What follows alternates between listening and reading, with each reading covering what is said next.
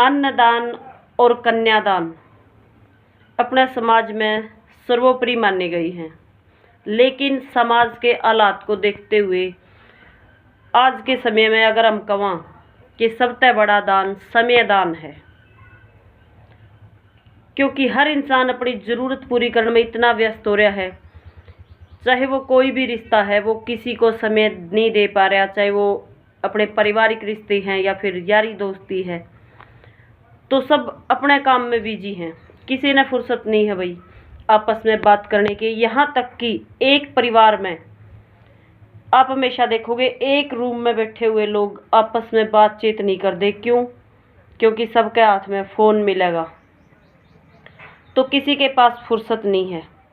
तो सचेत हो जाओ और ध्यान रखो, और ना चाहते हुए भी, ना समय होते हुए भी हमेशा कोशिश करा करो अपनों से मिलने की, एक मुलाकात करने की, क्योंकि पता नहीं चलता कब किसकी आखिरी सांस हो। तो इसी तरह 3 दोस्त थे भाई, वो एक साथ पढ़ा करते, उनकी पढ़ाई पूरी होगी और वो एक दिन, क्योंकि पैसे का अभाव होया करता, तीनों एक साथ इकट्ठे पैसे करके ने और वो एक पार्टी करने चली गई। होटल में जाके उनने कुछ खाया पिया और फिर उन्हें बैठे बैठे उनने बात करी कि भाई सब अपनी अलग अलग जगह पर जाओगे। तो आज से 20 साल बाद ठीक इसी होटल में इसी तारीख ने आप दोबारा तय आके फिर मिलेंगे। तो सारा ने कह दिया कि ठीक है भाई, हम सब कुछ याद रखेंगे। और एक शर्त और थी उनकी कि जो सबसे लेट आवेगा उस दिन का बिल यानी उस दिन की पार्टी उस आखिरी में आने वाला के लगेगी। तो सारे राजी हो गए और चले गए। पूरे 20 साल बाद वे फिर उस होटल में आने थे। उस छोटे से होटल की जगह बहुत बड़ा 5 स्टार होटल बन गया था। वो पहला आदमी उड़ा आया, दूसरा आया, उन्हें खूब वेट कराया। तो उसने वेटर ने कहा कि आप ठीक 20 साल पहले उड़ा आए थे और मेरा बिल्कुल याद है, मैं आपने देखूं था, मैंने आपकी सारी बात सुनी थी।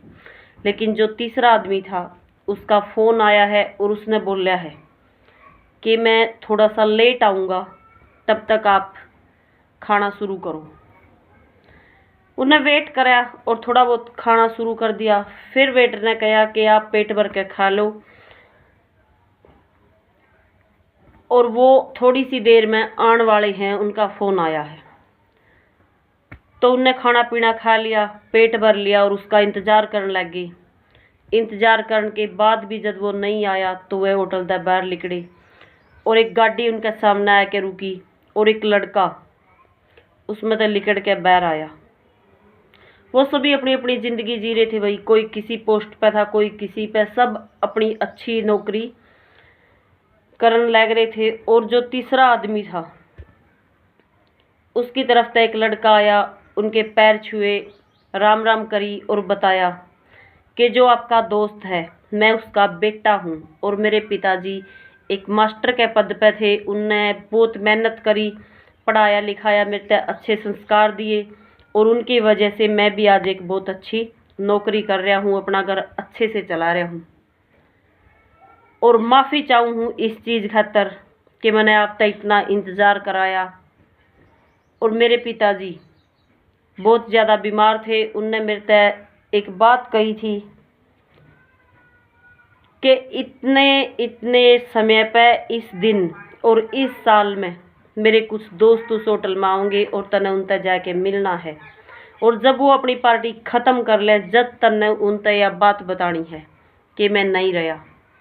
तो ये सुन के वो दोनों दोस्त रोने लगे और बोले कि काश हमने इतना लंबा समय ना दिया होता, इससे पहले भी हम काश मुलाकात कर लेंगे, लेकिन हम अपनी ज़रूरतां थी पूरा करने में, अपना परिवार चलाने में इतने बिजी हो जाए हाँ कि अपनी खुशी खातर, अपने यार दोस्त खातर, अपने रिश्तेदार खातर टाइम को निकाल सकते।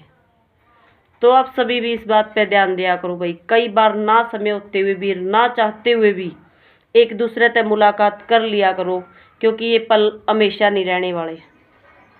कब किसका साथ छूट जाए कुछ पता नहीं, कुछ साथ नहीं लेके जाना, यो पैसा धन दौलत सब उरे रह जाएगा।